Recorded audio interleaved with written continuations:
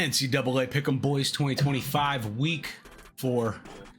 Already feels like we're a quarter of the way there, but we're practically kind of a quarter of the way there. It's going to be exciting. I'm your host, Gavin Lynch, as usual. Got a lot to get into, but first, picks are due Saturday, September 20th at 11 a.m. And the first game is Thursday, September 18th at 6:30 Central. So if you want to get that game, get it on Thursday. Boy, this past week of football, boy, man, we got a lot to get into. Okay, recap of week 3 pick'em. We got Jerry going 4-1. We're going to talk about that. Don't worry. But we got Grant at the top 10-5. Jerry, Cody, and Mark. Oh, one person more. And Saucy hanging in at 9-6, and the rest going 8-7. We got a lot of people tied for the top 10, which is great. We still got a lot of season to play. Like these wins are going to get up to like the 30s, 35, sometimes 40. So yeah, we got a ways to go. So that's going to be exciting.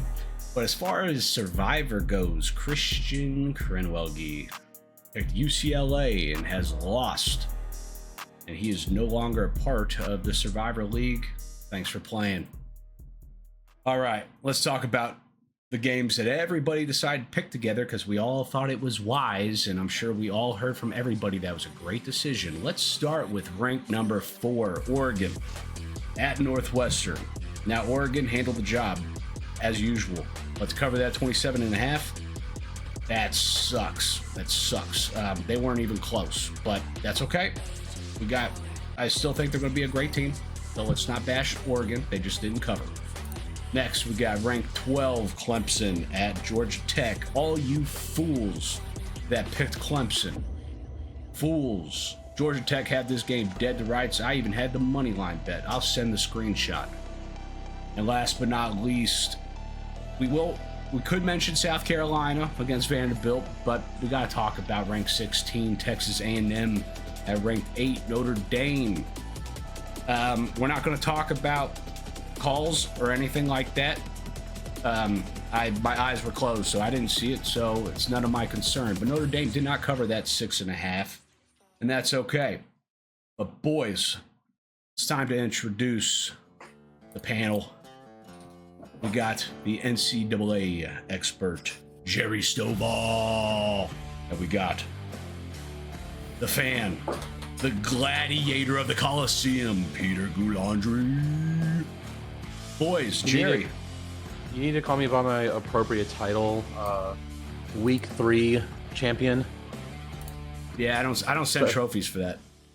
Oh, whatever. And anyone that has been with us since the beginning knows that I have never had a just flat out victory for the week. So I am milking this as much as I can. Totally understandable. And listen, I don't disagree. I'm gonna let everybody get the little wins that they can. I didn't have a good week. So someone's got to have a good week, and it might as well be you. I even had a script prepared for this, so I hope that everyone is prepared. And before anyone starts to ask, I'm a girl dad. All I have are tiaras and girly scepters or whatever the hell this is. So bear with me. Well. Look who just strutted into the winner's circle. Yours truly, the undisputed queen of college football spreads, leaving you all in the dust for the first time in like 4 years. I called those upsets like a psychic with a crystal ball made of ESPN stats while you were busy fumbling your picks like freshmen at a tailgate. Face it, boys, your expert analyst couldn't spot a sure thing if it was waving pom-poms in your face. And I pointed at myself because I was dead wrong in a lot of stuff. Meanwhile, I'm out here this week only, stacking wins like touchdowns in overtime. This week's all pure domination, served with a side of humble pie that you're all choking down right now. So here is to me, spread slaying savant, who's basically undefeated in spirit, and okay, this week too. And to you lot, keep practicing. Maybe next time you'll catch up to my league. I have a lot of choice words, and I'm biting my tongue on the chance that YouTube takes this video down. So, full disclosure, I did get Grok to help me write that. Oh yeah, and boy, I mean, I gotta give it. That was fantastic script writing. That was very good. I give you credit. Yeah, I mean, week 3 is as good as you're probably going to get. No offense. Oh, it's my only victory. Only victory. Yes, we got to take it as it comes. Peter, what do you think about that Notre Dame loss, brother?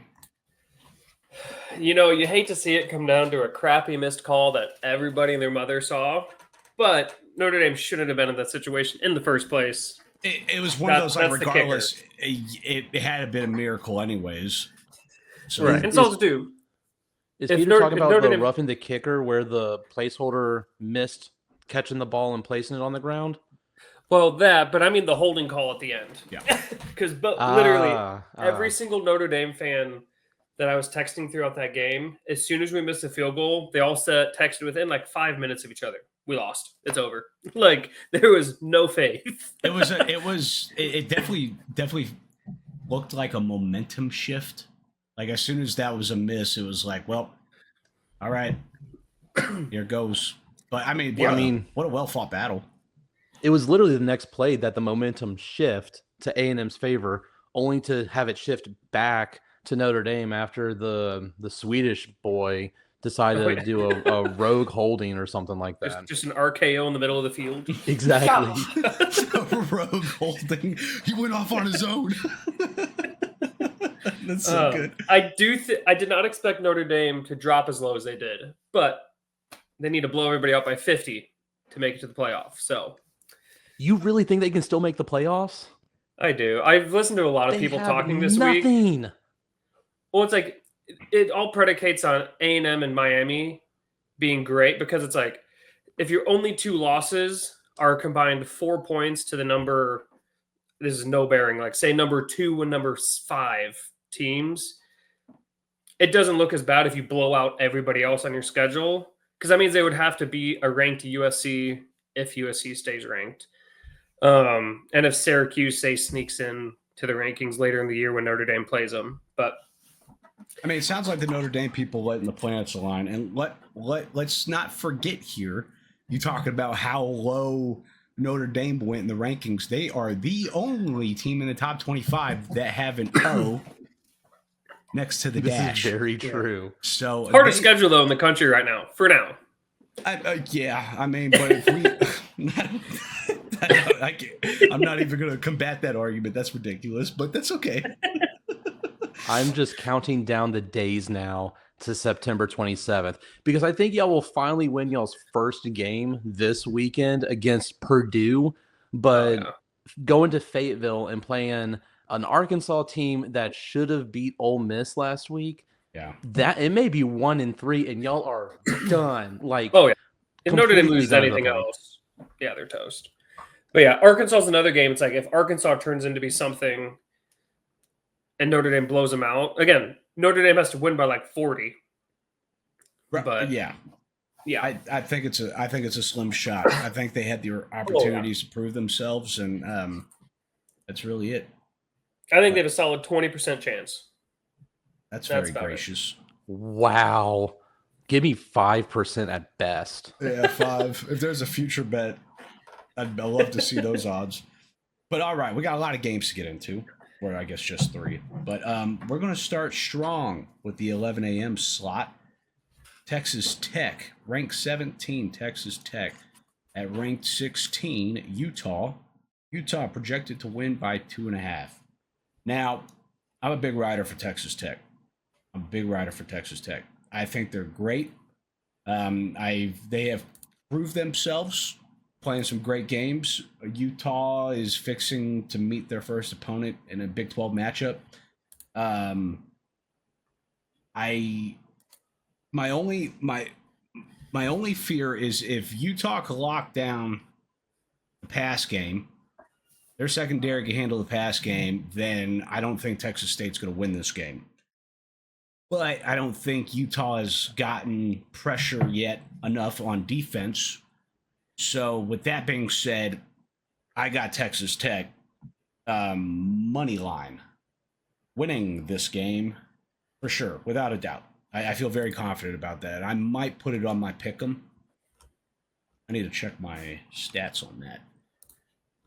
Anybody?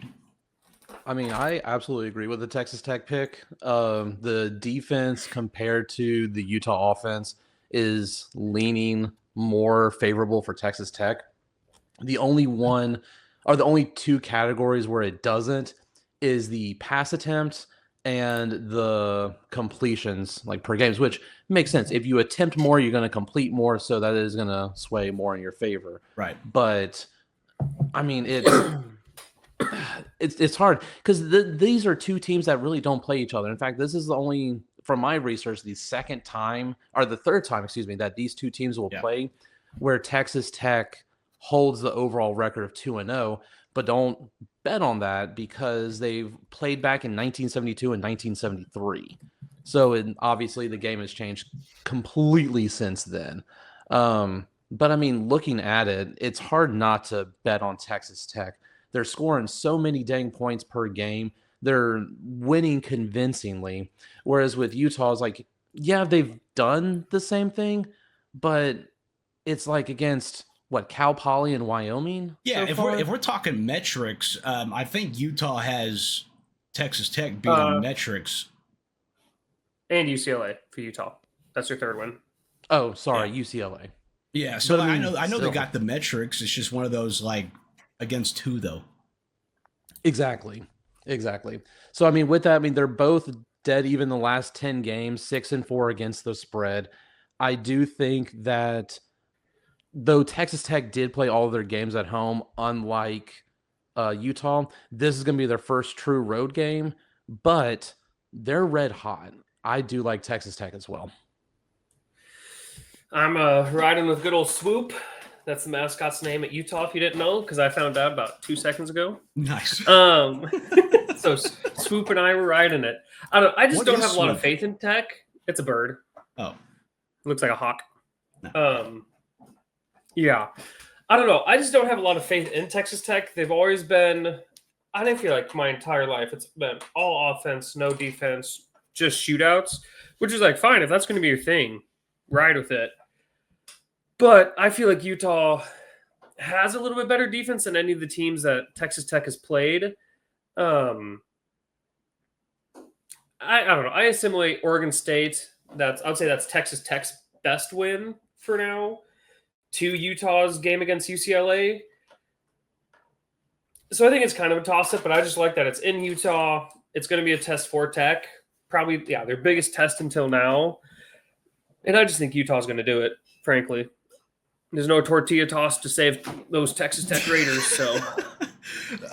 For anybody that's wondering, on my AI metrics here, we got Texas Tech winning 30-28.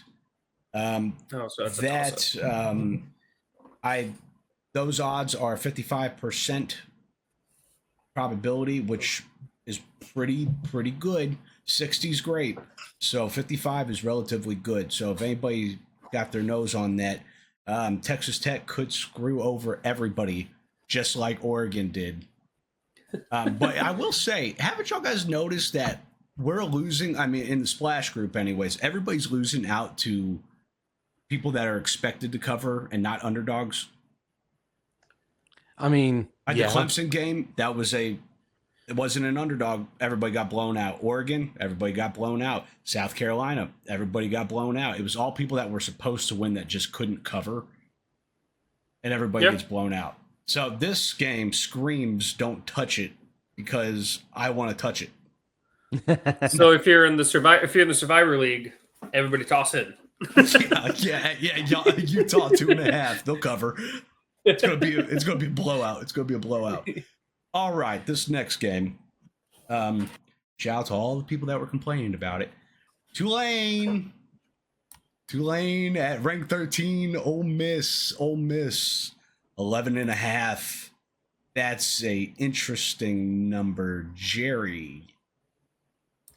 So shout out to the Green Wave I mean, it's not an FCS program, but it's damn near close. So I am all for this. I appreciate you picking this. Plus, if there's not a team out there that I hate, it's Ole Miss. Like, hate them, hate them, hate them. Picking Tulane just out of principle for this. Though I do think that they can flat out win this game. They are playing with a ton of fire, a ton of passion. And yeah, so what if it's in Oxford? Who gives a crap? Oxford ain't anything right now, especially seeing how much Ole Miss has struggled last week against Arkansas and how Tulane is not struggling this year. Give me Ole Miss to at least cover, but I do believe they're going to win. Peter? I don't know about that one because I look at Tulane's schedule and like they beat a bad Northwestern team. Good for them. Don't know who USA is. And then University they barely of South beat Alabama. Oh, okay. And then they barely beat Duke, which Duke is not good. So I sit there and I just don't have a lot of faith. Now the issue is Ole Miss hasn't really they've blown out a no-name team, beat Kentucky and Arkansas a touchdown each game. So I'm riding with Ole Miss at this. Yeah, but thing is, when I see Tulane on a schedule, I see it as a cupcake game. Ever since that Cotton Bowl against USC, they have been top tier American Conference. Maybe top tier cupcake, but it's got a nice frosting, couple sprinkles on it. The best of the worst. And everyone knows that the American Conference is more on the cusp of being a Power 5 conference than the Pac-12 or any other one. And I mean, again, they ran over USC like they should have. They were a huge underdog then, and they have not stopped just running over it. It's close, but if anyone had watched this Ole Miss play against Kentucky or Arkansas, those were not convincing wins. Their backup quarterback threw for 200 miles against Arkansas in a spectacular fashion, but the whole you need more than just a quarterback, and this team isn't playing together. They have big plays sometimes, but they're not playing together. But do you think this could be a get-right game? At home?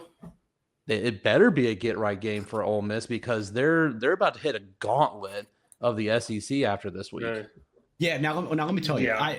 Ole Miss, I can't speak for them for the rest of the season because they're – but if we're talking about this week specifically, Ole Miss has shown that they can play good ball but can have every opportunity to lose the game. And Kentucky and Arkansas were great examples of that. But you saw glimpses of Mississippi's potential. So I can't discount them.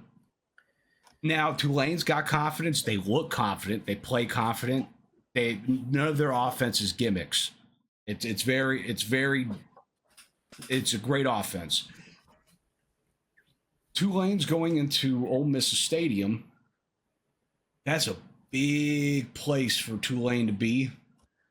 And I agree with Peter that if there's an opportunity for Ole Miss to say, hey, we do got our shit right before walking into this gauntlet, it would be right now. It does suck. It makes it difficult that Tulane is 3-0, and they look good. They just haven't played anybody too amazing. But I can't. Same with Ole Miss. Kentucky's not that great, but Arkansas's not, nothing to sniff at. But give me Ole Miss 11.5, but I would hesitate to pick this game. Now, my analytics have Ole Miss 38-23. Covering. Yeah. And that is that covering 38-23 is a 55% chance. So I don't have my AI model structured to give me the perfect answer, but I would say the confidence of Ole Miss on my AI model makes me want to bet the game. I probably will. I don't know if I'll put it on my pick'em group, but that's that. That's the nerd shit for everybody that was curious. Sure. My last thought. Yes. My last thought about this is, I don't know if y'all saw the post-game press conference that the Tulane coach had. I believe it was against Northwestern. It was the anniversary of Hurricane Katrina and all that mess. And they were trying to play homage to the Tulane team, trying to wear all white. Northwestern said, nah, we're not going to let y'all. And that fired up the team and ultimately blew out Northwestern. And this coach, I mean, these players are playing passionately for them. Yeah. And I have no doubt that they're going to go in like Appalachian State did against A&M and pull some trickery and get Ole Miss's defense a run for their money. But I'm going to have to send you some money because if I'm seeing that the over-under for this game was, what was it? I just missed it. It should be something around like 60. Yeah, I need to put money on the over. I think there's gonna be a high scoring affair. Yeah, certainly send money my way. I don't. A motivated team is such a good point, but I mean, are we going to find ourselves in a South Florida Miami situation where we're like, oh, 17.5 seems easy, or 11.5 seems easy, and then we find out that Tulane wasn't made of the stuff we thought they were? I mean, that's the great thing about this Pick'em group. Like, what is your gut telling you? My gut's telling me Ole Miss all the way. There you go. Pick 'em. I hate that. Anyways, last game. Actually, speaking of press conferences, you need to get your LSU coach under freaking control. Oh my gosh, Brian Kelly has picks no fights leash. for no reason. Man, would you not feel insulted to be like, hey, coach, congrats on the win. Your offense looks like garbage. What's the problem with that? Yeah, I mean, I would be a little pissed off. But that's not how the question was worded. It wasn't. He took it and went, oh, you said, fuck you. And it was just like, no, it didn't. Yeah. I mean, like, the guy, I mean, it was like, oh, no, I can't say that. I mean, it was just like lighting the smallest fuse on the biggest firework. And well, my response to it, I mean, the LSU is 3-0 right now. Their defense is playing so dang good, even with their star linebacker Whit Weeks out. Like they're making plays all over the field. He can say whatever he wants at a press conference. If they continue to win, I could care less. What's the culture over at LSU? Do they still want Brian Kelly? Depends on who you talk to. Like a lot of the professionals, like the ones that like see him on a regular basis during like practices and like post practice interview kind of stuff, they love him. They find him to be like what you see on TV is the Brian Kelly that you see in public and behind the podium. He's very engaged and involved in the community and gives a lot back, especially his wife. She does quite a bit. It's a lot more community involved compared to like Coach O and Les Miles. Like Coach O was always seen around public, but it was only just him like jogging down the levee with Ray Baker, aka the Son. So I mean, Colt, like he's doing a lot to blend in and be involved as much as he can and wants to be, and I like that. But if you talk to the everyday like couch fan, in full disclosure, they wanted Ed Orgeron out after like the season 2, and Les Miles about 5 seasons earlier when he did quit. So you can't ask those fans anything. Their opinion is as good as dirt. Yeah, it sounds like A&M fans too. All right, we got to talk about one more game, boys. 2 teams that nobody ever talks about. They always fly under the radar in the top 25, and one of them always finds themselves in the top 10 barely all the time. It's number 9, Illinois, at ranked 19, Indiana. Indiana projected to win by 5.5. It's either Indiana covers or Illinois wins. I don't see it any other way. Does anybody have a hot take on this right out of the rip? I got a hot take from the land of the corn. I can't believe I'm saying this, but I would bet Illinois wins this game outright, 2 scores. Outright. I think by at least 10 points. I don't think Indiana's anything. And if Illinois is shown, I've actually watched each of Illinois' games this year. No, I missed last week. Anyway, the one thing that I've noticed is they're a very physical team, and that's who Indiana struggles with, is just getting pushed around.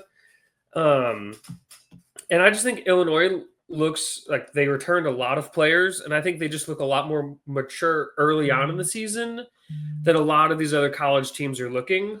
Not saying Illinois is the best by far in the country, but I think they're better than an Indiana team that is still wishing they did better last year. Yeah, I just don't see how Indiana's not good. Let's be honest. Shouldn't be ranked. Yeah, 19 is way too high. Put them below Notre Dame. That's all I got to say. Spoken like a Notre Dame fan. I know a lot more about Illinois than I do Indiana. I mean, I can think of the shutout that Illinois had against Western Michigan. It's great football. Their offense is a system. It churns. It goes. Yeah. There's no discrepancies. There's no mistakes. Everything just churns and goes and goes and goes. And if Indiana can't take that kind of pressure, I just lost to both of you. This is what I have to deal with. It's a mistake. We're back. We saw the mistake. We fixed it. Clipped, edited.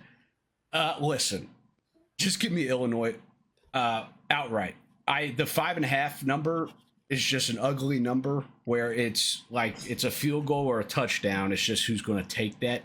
And I want to give it to Illinois all the way. But hey, two teams that always find themselves in the top 25 and always hang around. Props to them. I think it'll be a great game. I have Indiana winning 32-23 at a 58% chance of covering that. So that's crazy to me. Yeah, this is AI metrics on all the team metrics and team history and past history. Just it piles it all together. So that's what you get. But it's AI. So I mean, I like your pick. I really like Illinois for this one because Indiana's statistics are skewed with it. I mean, you play Old Dominion, Kennesaw State, and Indiana State. Who are they? Like, right. Good job, Indiana, for starting 3-0 in your season. Here's your first loss of it. Because, I mean, it's actually kind of shocking. Yeah, you can kind of put Illinois in the same breath, but at least they played Duke. That is somewhat of an opponent. A team, yeah. And I mean, the total defense, if you look at the statistics that were updated just this Sunday, you have Indiana at 9 and then Illinois just at 29. So not a laughing stock of a defense. And I think Peter said it perfectly. Indiana is not used to a team like punching them in the face and pushing them around. I think Illinois is going to do this. Because correct me if I'm wrong, this is a Brett Bielema Illinois team now, right? Mm-hmm. Yeah. And this is his great coach. Second or third year there. Yeah. So it's like his players are in, and yeah. And I mean, I vaguely remember that game between Illinois and South Carolina. I think it was last year's bowl game. They got heated. Like the coaches got heated with each other. So I like the fire and how Coach Bielema has this Illinois team going. I like Illinois to not only cover but win.